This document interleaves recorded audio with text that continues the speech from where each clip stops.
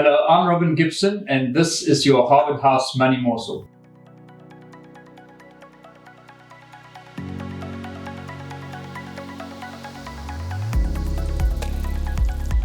Welcome back. Thank you for joining us again. Please don't forget to like and subscribe.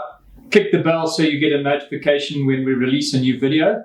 I'm sitting today with Greg Edwards. Greg is the manager of our estates department. Many of you may not be aware that we have a fully fledged estates department drafting wills and winding up deceased estates. Greg, thanks for joining us. Good to be here. Can you tell me how many estates are you actually winding up at the moment? 200 or so. Okay. Yeah. And how big is your team, Greg? There's 7 of us in total. We've got dedicated out-and-out estate administrators, admin ladies, and wills draftspersons as well. Fantastic. Wow. So this is something that we do with a fair degree of seriousness. So Greg, just fill me in. Obviously, COVID has brought about the work from home phenomenon, and everyone is cock-a-hoop about working from home. Yeah.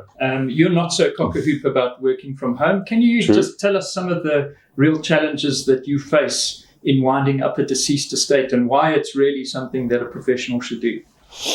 Yes, the work from home, everyone thought it was going to be a solve-all. Unfortunately, we found that productivity for people at home isn't really what it is when you're at work. The example I could use from an estates perspective is many of the banks, some of the admin staff are still working from home.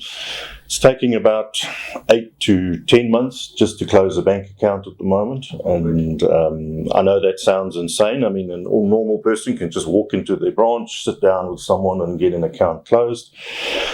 We've got to deal with a centralized estates department. Most of the banks have centralized all the estate account administration through one department.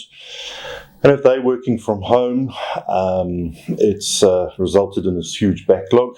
I was chatting with one of the other banks the other day through one of their branches, and they told me that their centralized estate department is only now dealing with letters that were sent to them in March of this year. Wow. So that's the size of the backlog that they're struggling with. It's not just the banks. We all know the Department of Justice struggles from time to time. A lot of people might know by now that they were hacked with a ransomware attack, which they had to resolve, which shut down not just the Master of the High Court, that's the state authority governing the administration of estates, but magistrates' courts, high courts.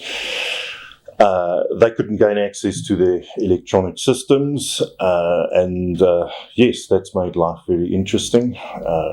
So there's a lot of challenges that, as a person in your day-to-day life, you're not going to be accustomed with. So I think it was Confucius who said, "May you live in interesting times," and meant it as a curse. From an estates administration perspective, we've definitely been living in interesting times the last 3 years or so.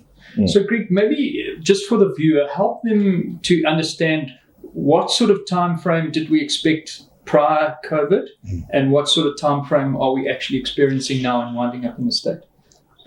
Yes. Prior COVID, you would be looking, say, 10 to maybe 12 months as a longish sort of administration period. Nowadays, on average, you're looking at, say, 12 to 14 months. We have a lot of struggles also with South African Revenue Services. As they update systems, they change systems. We're constantly playing catch-up. It's a challenging environment. So, awesome. And Greg, I mean, in terms of drafting a will, what would be sort of your key takeaways that you think people should, if they're going to go and pull the will out of the cabinet and have a look at it, what would be the things that you'd be looking at that would maybe flag someone needs to have a look at your will? Yeah. Well, keep it simple. That is a sort of guiding principle for us at Harvard House. You want to know at least where all your heirs are. We've had circumstances where we've had 36 heirs nominated in one will, and over time the testator lost track of those beneficiaries, so it became nearly impossible for us to have to try and track them down. Hiring tracing agents can be very expensive. Make sure that your will matches your circumstances. As your circumstances have changed over your life, so should your will. Your will shouldn't realistically be more than 2 years old or 5 years old. If you've sold a house that you might have bequeathed, if your kids have moved overseas, it's time to maybe go in and talk to a professional and see how that's going to affect your will. Greg, thank you so much for coming in and giving us a little bit of insight into your world. We have a number of other departments in Harvard House, not just our asset managers, and we will from time to time drag those people before the camera and enlighten you on some other aspects of our day-to-day. So thank you for joining us. Please don't forget to like and subscribe. Greg, thanks for joining us today. Goodbye. Absolute pleasure. Bye.